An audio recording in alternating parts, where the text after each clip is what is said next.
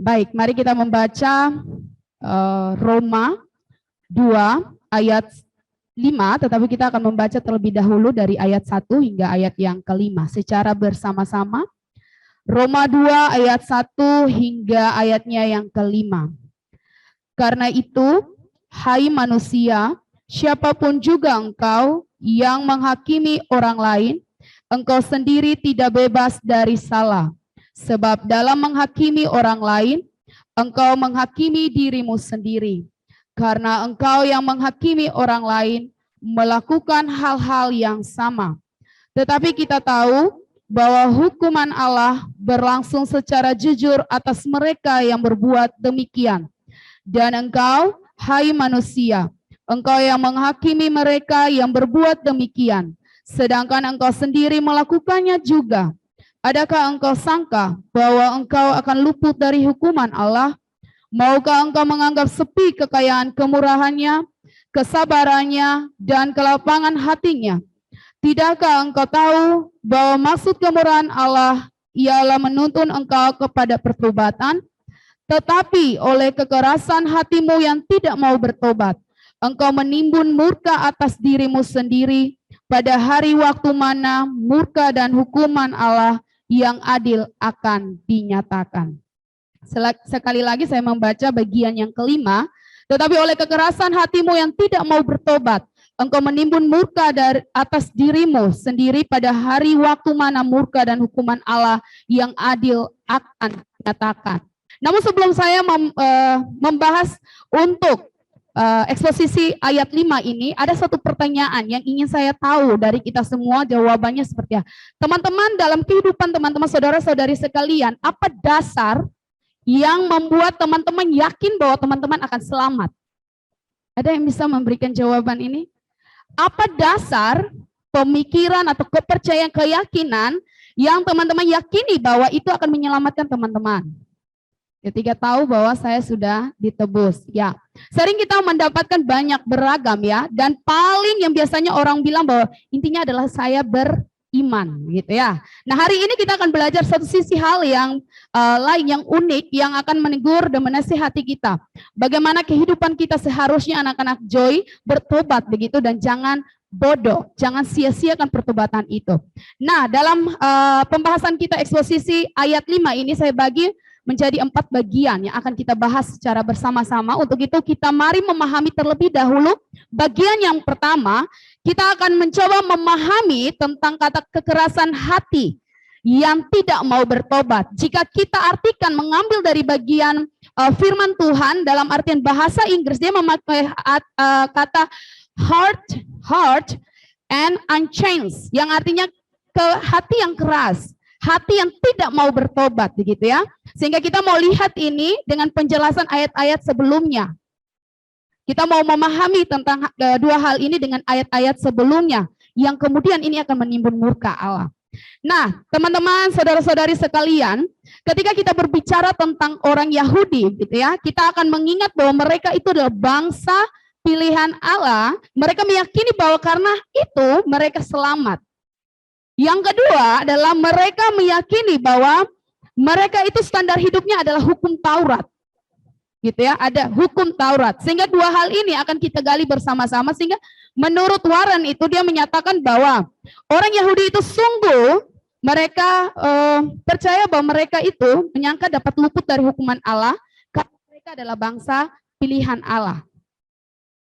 Yang berikut yaitu dari menurut pandangan atau para penulis, menurut Jevon itu bangsa Yahudi adalah bangsa kaum pemeluk hukum Taurat, yang artinya kehidupan mereka itu berdalih di balik hukum Taurat, gitu ya.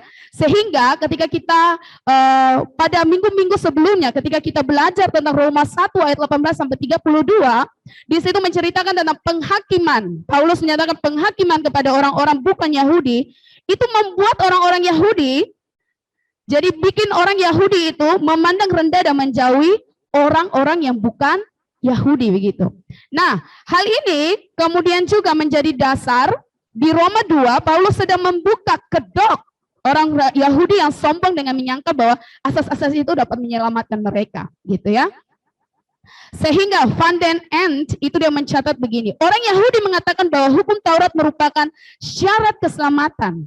Sedangkan Paulus memiliki pengajaran yang keras bahwa jalan keselamatan lewat hukum Taurat adalah jalan buntu. Sehingga 1-4 kita melihat bahwa orang Yahudi itu sungguh sangat mengandalkan diri mereka sendiri, gitu ya. Sehingga ada beberapa hal yang dapat kita catat dengan belajar dari khotbah pada minggu-minggu lalu. Ada 4 hal, ada 4 poin, yaitu yang pertama, manusia itu menghitung-hitung dosa dan kebaikan. Jadi yang menimbang mereka itu adalah perilaku, tolak ukur mereka adalah perilaku hidup mereka. Yang kedua itu mereka menganggap bahwa Tuhan itu hakim yang keras, musuh begitu. Sehingga mereka menganggap bahwa Allah sudah menciptakan, sudah memberi akal budi, maka akal budi kita ini yang kita akan pakai untuk menyerang Allah. Gitu. Ketiga, manusia tidak butuh rahmat Allah, hanya kebaikan dan kesalehan saja begitu. Hanya itu saja cukup untuk menyelamatkan.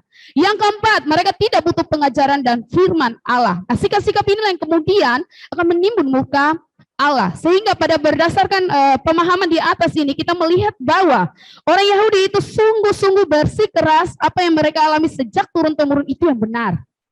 Gitu. Ditambah lagi dengan awal tadi saya menyatakan bahwa keyakinan mereka bahwa mereka adalah umat pilihan begitu. Berarti dalam artian mereka mempunyai hak dan kedudukan khusus dan menjadi kesayangan di mata Allah. Dan mereka itu juga memiliki pedoman dasar yang kuat, yang berbeda dengan orang lain, yaitu hukum Taurat. Oleh karena itu, ketika kita melihat pada pasal 2, ayat 1-4, di sini Paulus betapa menunjukkan bahwa orang Yahudi ini, sungguh-sungguh hidup mereka itu didominasi oleh berpusat pada diri sendiri. Mereka menghakimi sesama dengan standar hidup mereka dan menganggap rendah kasih kemurahan Tuhan dengan pengetahuan dangkal mereka yang disangka benar. Sekali lagi, mereka menghakimi sesama dengan standar hidup mereka dan menganggap rendah kasih kemurahan Tuhan dengan pengetahuan dangkal mereka yang disangka benar. Itu pada ayat keempat. Sehingga hati yang keras, hati yang tidak bertobat ini sungguh-sungguh adalah bentuk sikap menyatakan diri sebagai Tuhan atas diri sendiri. Ini dicatat baik-baik. Bahwa sehingga hati yang keras, hati yang tidak bertobat, ini sedang menunjukkan bentuk sikap menyatakan diri sebagai Tuhan atas diri sendiri. Sehingga dari bagian pertama ini kita akan belajar bahwa firman Tuhan hari ini sudah sungguh-sungguh menegur saya dan saudara-saudara sedang belak-belakan, terang-terangan, menyatakan bahwa kalau engkau yang hari ini hatinya masih keras, yang menolak tentang kebenaran firman Tuhan, standar firman Tuhan itu lembut sudah, bertobat sudah, beralih sudah. Sehingga kita dapat poin yang pertama dari pelajaran ini adalah miliki hati yang bersandar penuh pada pengampunan Allah. Yang kedua, jangan seperti orang bodoh yang menilai diri lebih tinggi dari pencipta dan menganggap rendah ciptaan Allah. Yang ketiga, jangan biarkan dirimu ada dalam kebinasaan yang kekal. Ketika kita melihat kata keras hati dan hati yang tidak mau bertobat atau berubah ini. Itu bagian yang pertama. Bagian yang kedua, kita akan melihat bahwa dari dua hal ini, yang tadi saya bilang bahwa hati yang keras, hati yang tidak mau bertobat, ini menimbun murka Allah. Ini menimbun murka Allah. Mari kita lihat, menimbun murka Allah ini apa begitu ya. Ketika kita baca firman Tuhan tadi, dia bilang menimbun murka pada waktu mana murka dan hukuman Allah yang adil akan dinyatakan. Apa artinya dengan menimbun murka ini? Nah, kata menimbun pada orang Yahudi itu, kita ketika berbicara tentang ini, tentang orang Yahudi, mereka beranggapan bahwa menimbun itu sesuatu, menimbun harta begitu. Tetapi di sini saya dan teman-teman akan diajar oleh Paulus bahwa dia membalik itu. Itu bukan soal menimbun harta, tetapi bermakna atau mengandung arti ironis. Ya, jadi menimbun berarti menyimpan atau menyetor. Jadi sesuatu yang tadinya bilang harta, ini bukan harta lagi. Apa yang dimaksudkan? Nanti kita akan bahas bersama-sama. Sehingga dalam kamus Alkitab ketika kita mencari tentang keterangan mengenai murka Allah, kita akan menemukan ya banyak hal yang dihubungkan dengan amarah, dihubungkan dengan tindakan Allah atas orang-orang berdosa. begitu. Dan beberapa penulis menyatakan bahwa kata murka selalu terhubung kuat dengan perjanjian lama. Saya rasa kita juga meyakini kalau kita baca Alkitab kita tahu begitu ya. Tentang perlawanan manusia kepada Allah yang mendatangkan murka Tuhan atas mereka dengan banyak kebenaran firman Tuhan yang telah mereka dan kita semua pelajari. Kita mengetahui di dalam tentang kebenaran firman itu, tentang murka Allah itu. Tetapi, apakah kemudian menimbun murka yang dimaksudkan Paulus bermakna demikian? Karena unik di sini ya, ketika teman-teman coba kembali lagi melihat ayat 5. Dia bilang apa? Tetapi oleh kekerasan hatimu yang tidak mau bertobat, engkau menimbun murka atas dirimu sendiri pada hari waktu mana murka dan hukuman Allah. Di situ muncul kembali murka. Nah, apakah kemudian kedua hal ini sama artinya begitu ya? Apakah dia berbeda konteks dan maknanya? Nah, kita akan memahami ini secara bersama-sama. Dalam ensiklopedia hasil pencarian dari Kamus Alkitab itu, dia mencatat bahwa begini. Lebih jelas lagi bahwa bagi pendosa memanfaatkan belas kasihan itu berarti menimbun murka. Sekali lagi, bagi pendosa memanfaatkan belas kasihan itu berarti menimbun murka. Menurut William Barclay tentang Roma 2 ayat 1 sampai 11, kita akan melihat ada beberapa peringatan penting tentang cara pandang orang Yahudi yang keliru begitu ya. Kira-kira ada dua hal yang saya catat, dua hal ini penting ini, yaitu mencari keuntungan dari kemurahan Allah dan memakai kemurahan Tuhan untuk berbuat dosa. Sekali lagi, peringatan penting di sini, mencari keuntungan dari kemurahan Allah dan memakai kemurahan Tuhan untuk berbuat dosa. Sehingga kedua hal ini penting, dia menunjukkan tentang perkara yang mendatangkan murka Allah, menimbun murka Allah. Ketika saya membaca komentari dari komentarinya kitab Roma dari John Calvin, itu dia mengatakan pesan yang sungguh mendalam dan luar biasa bahwa bukan soal tak beriman yang dapat menyebabkan penghukuman Allah yang luar biasa, akan tetapi sekali lagi ya, dia mencatat ini dalam bahasa Inggris, tapi saya tidak perlu memaparkan bahasa Inggrisnya. Kita memahaminya bersama-sama. Dia memberi pesan yang mendalam luar biasa, yaitu bukan soal tak beriman yang dapat menyebabkan penghukuman Allah yang luar biasa, akan tetapi soal gift of God. Dan gift of God, anugerah Allah yang kita nikmati setiap saat. Itu juga yang demikian akan memberatkan kita, gitu ya. Sehingga ia sungguh-sungguh meminta kita, ayo begitu. Ayo kita memusatkan perhatian kita untuk mengerti dengan sungguh-sungguh tentang belas kasihan Allah itu. Gift of God gitu ya. Tentang anugerah Allah itu. Dia bilang, ayo sungguh-sungguh kita memusatkan perhatian kita. Sehingga dalam penekanan selanjutnya, dalam tulisannya dia mengatakan bahwa jangan sampai dengan penggunaan berkat yang melanggar hukum kita, mengumpulkan harta terkutuk untuk diri kita sendiri. Jangan sampai penggunaan berkat itu yang melanggar hukum, kita mengumpulkan harta terkutuk itu. Ya, oleh karena itu, sehingga saya berpikir bahwa secara kita bisa sama-sama simpulkan bahwa ketika kita melihat kata menimbun murka Allah, ini kita sedang berada dalam sikap menganggap rendah belas kasihan Tuhan. Menimbun murka, ini kita sedang menunjukkan sikap menganggap rendah belas kasihan Tuhan. Atau kata lain, kita sedang berada dalam sikap menganggap kenyataan kebinasaan kekal yang akan diterima oleh kita. Jadi kita menganggap rendah pada sesuatu yang mengerikan. Ya, kita sadar bahwa dalam bacaan sebelumnya, tadi saya sudah singgung di awal ayat 4, bahwa kita hidup atas kelapangan hati Allah. Dua minggu lalu Kakak Oka sudah jelaskan tentang itu. Kita hidup atas kelapangan hati Allah yang begitu panjang sabar. Di sini kita kembali diingatkan akan Efesus 2 ayat 4 sampai 5 ya. Saya ingat sekali tentang bacaan ini karena sungguh-sungguh kami juga sedang merenungkan itu dalam minggu kemarin gitu dalam cell group. Tetapi Allah yang kaya dengan rahmat oleh karena kasih-Nya yang besar yang dilimpahkan kepada kita telah menghidupkan kita bersama-sama dengan Kristus. Sekalipun kita telah mati oleh kesalahan-kesalahan kita, oleh kasih karunia kamu diselamatkan. Sehingga dari bagian kedua ini, pembelajaran poin-poinnya akan kita belajar bersama-sama. Ayo orang-orang Joy, saudara-saudari sekalian, murka di sini sedang membicarakan kenyataan siapa kita manusia yang harusnya binasa.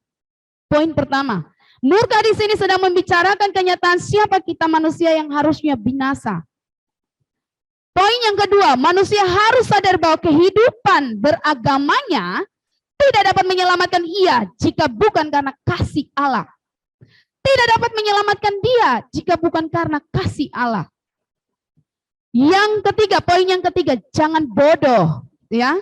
Berhenti memanfaatkan belas kasihan Allah dan menjadikan rendah karena mengikuti kemauanmu atau kecerdasanmu yang bodoh itu. Yang keempat, poin yang keempat, ingat belas kasihan Allah yang membuat kita selamat. Belas kasihan Allah yang membuat kita selamat. Yang kelima, poin yang kelima, jangan menyamakan belas kasihan Allah dengan hidup keagamanmu yang lebih tinggi. Jadi standarmu, standar perilakumu. Tuhan nantilah masalah itu nanti. Banyak hal itu kita temui. Tapi sekarang kita sudah dengar, ayo. Putuskan itu baik-baik, tanamkan itu baik-baik, dan lakukan itu. Itu bagian pembelajaran untuk bagian yang kedua, poin-poin itu. Coba kita lihat kembali, kita lihat lanjut poinnya, bagian yang ketiga. Tentang tadi dia sudah bilang, yang keras hati, yang hatinya tidak mau bertobat, itu akan menimbun murka. Murka Allah ini dia lanjut dengan dia bilang, kalau kita lihat coba kembali bacaan kita, dia bilang, pada hari waktu mana murka dan hukuman Allah yang adil akan dinyatakan. Nah, bagian 3 ini kita akan membahas tentang murka dan hukuman Allah. Mendapatkan murka dan hukuman Allah. Apa maksudnya? Dan kapan waktunya? Nanti kita lihat di bagian keempat. Nah, mari kita bersama-sama memahami murka dan hukuman Allah ini. Kalau kita dengar ini, saya kalau spontanitas akan berpikir tentang peristiwa. Sekali lagi, God's judging, berarti penghakiman Allah, murka dan hukuman Allah. Jika merujuk pada kalimat sebelumnya dan sesudahnya, yang kita lihat dan kita baca tadi, dia bilang pada hari waktu mana murka dan hukuman Allah yang adil akan dinyatakan, maka kita akan melihat di sini bahwa hal ini berlangsung di saat penghakiman Allah yang akan datang. Sehingga kita coba untuk menggali lebih dalam lagi dengan kata kapan penghakiman Allah dan mengapa demikian, ya. Kita lihat di sini, tidak seorang pun, atau di sini ada yang tahu penghakiman Allah itu kapan? Tidak seorang pun yang tahu waktunya, akan tetapi kita dapat memahami bersama-sama bahwa penghakiman Allah dapat terjadi kapan saja, baik sementara saat ini, maupun secara eskatologis, akhir zaman. Sehingga ketika melihat dua bagian ini, kedua hal ini, saya lebih condong melihat konteks bacaan dan meyakini bahwa penghakiman yang sedang dibicarakan oleh Paulus ini adalah akhir zaman. Mengapa demikian? Karena tadi dia sudah memulai dengan menimbun. Kemudian dia berkata dengan kata yang berkata demikian. Dia bilang, pada hari waktu mana, dan dia akhiri lagi dengan akan dinyatakan. Sehingga kalau kita lihat dalam padanannya bahasa Inggris, itu dia bilang in the day of revelation. Dia pakai kata revelation. Ini memiliki makna yang mendalam tentang sesuatu yang kemudian baru diungkap, rahasia begitu. Di dalamnya mengandung kata rahasia. Ya, sehingga di sini kita telah belajar dan mengetahui bahwa murka dan hukuman Allah berarti bertentangan dengan kebenaran, ya. Jadi murka dan hukuman Allah itu bertentangan dengan kebenaran. Kita tahu bahwa Allah murka kepada orang yang menuruti kehendak sendiri, tidak mau bertobat, tidak mau berpaling ke jalan Tuhan. Dengan demikian kita juga perlu sadar dan ingat betapa ngerinya jika hidup tanpa belas kasihan Tuhan. Pernah saudara-saudari sekalian kita membayangkan itu, pernah terfikirkan oleh kita? Jangan sampai kita hanya mengukur sejauh dari kehidupan kita saja begitu. Tapi di sini kembali kita diingatkan bahwa betapa ngerinya jika hidup tanpa belas kasihan Tuhan. Hari penghakiman Allah ini dibenarkan oleh Alkitab ya. Kalau kita baca Sefanya, Yoel, dan Amos, itu semua menceritakan tentang hari penghakiman pada akhir zaman itu tentang kegelapan, kesulitan, kesusahan, kemusnahan gitu ya. Ketika kita membaca dan mengetahuinya. Sehingga dari bagian ketiga ini tentang murka dan hukuman Allah, kita belajar sungguh-sungguh bahwa waktu Allah itu tiada seorang pun yang tahu. Itu poin pembelajaran pertama. Yang kedua, jika itu adalah penghakiman terakhir, tiada kesempatan untuk berubah. Tidak ada kesempatan untuk berubah. Yang ketiga, kamu tidak akan pernah lari dari penghakiman itu. Apa maksudnya ya? Maksudnya ya kita tidak akan bisa lari gitu toh. Sekalipun mau ukur pakai apapun juga tidak bisa. Sehingga itu adalah 3 hal pembelajaran dari bagian ketiga ini. Tentang kita melihat dalam murka dan hukuman Allah. Nah yang keempat, ini berbicara soal waktu. Mengapa Allah tidak menghukum mereka saja ketika mereka berbuat dosa, tetapi malah menunda penghukumannya di masa mendatang? Ada yang pernah gigi asam lihat orang, ini orang kok tidak mau bertobat? Saya yakin secara manusia kita biasa tolak ukur ada, kita mengukur-ngukur begitu. Nah sini sedang kita diajarkan bagian keempat ini. Mengapa Allah tidak menghukum mereka saja ketika mereka berbuat dosa, tetapi malah menunda penghukumannya di masa mendatang? Kita tidak bisa omong banyak selain kita akan berbicara tentang inilah kasih Allah yang besar itu. Allah yang sungguh luar biasa mengasihi kita manusia. Ia selalu menginginkan kita untuk selamat. William Barclay, dia mengajak kita untuk melihat dalam tulisannya, dia menulis pemikiran daripada Dr. Chan Ho Dodge, itu yang sungguh dia mengatakan bahwa bijaksana dan mendalam ya. Dia mengatakan begini dalam tulisan William Barclay, dia mengutip dari pandangan pemikiran Dr. Dodge itu. Dia bilang, Paulus sering berkata-kata mengenai ide tentang murka. Tetapi anehnya, walaupun ia sering berbicara tentang murka Allah, tetapi ia tidak pernah berbicara mengenai Allah yang sedang murka. Sekali lagi, meskipun ia sering berbicara, ia tidak pernah berbicara mengenai Allah yang sedang murka. Ia berbicara mengenai kasih Allah dan pengasihan Allah. Dia melanjutkan, tetapi walaupun ia berbicara mengenai murka Allah, sekali lagi dia memberi penekanan pada tulisannya. Dia tidak pernah berbicara mengenai Allah yang murka. Ini menurut William Barclay dalam dia kutip pemikirannya Dr. Dodge ini. Lebih jelas lagi ada di Warren, itu dia menyatakan, dia menyebutkan bahwa ini adalah berkat Allah. Jadi mengapa dia tidak beri penghukuman itu saat itu juga? Oh, orang ini mati saya begitu.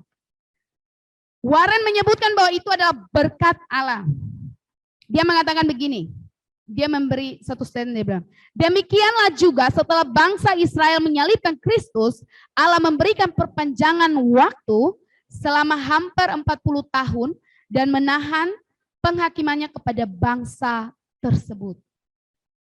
Apa maksudnya? Dia bilang di sini bahwa Allah itu sedang menuntut manusia bertobat. Jadi Allah itu menuntut pada pertobatan. Di sini kita manusia dapat melihat, dia menulis lanjut bahwa bukan penghakiman Allah melainkan kebaikannya. Sekali lagi, bukan penghakiman Allah melainkan kebaikannya. Tetapi bangsa Israel dia menyatakan bahwa tidak mau bertobat. Sungguh-sungguh ironis. Sehingga jika kita melihat tentang murka dan hukuman Allah, kita tentu melihat suatu kengerian hidup, binasa, kekal, tanpa dapat diulang kembali. Seperti pada pembelajaran tadi bagian ketiga. Dan itu benar-benar ada tanpa pengampunan. Gitu ya. Tanpa memilih, lu yang saya suka karena cantik, ganteng, lu yang bangsa Yahudi, bukan bangsa Yahudi, bukan itu. Itu adalah penghakiman final. Sehingga Allah ingin kita tidak binasa. Allah ingin kita sungguh-sungguh bertobat.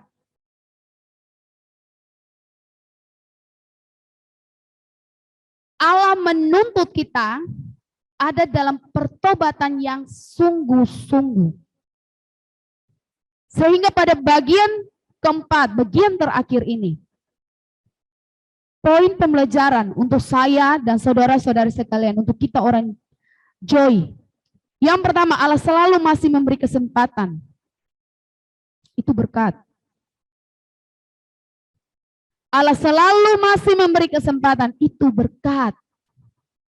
Poin yang kedua, Allah menuntut pertobatan atas berkatnya.